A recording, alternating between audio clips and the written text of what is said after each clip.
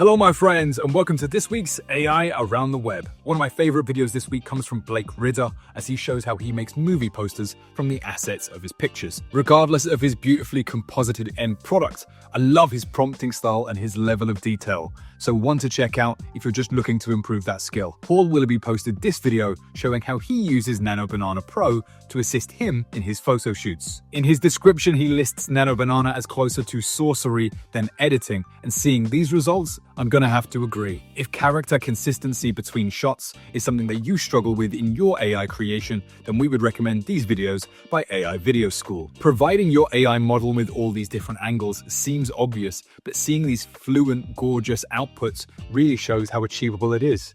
If it's sabotage, someone is trying to force us back home.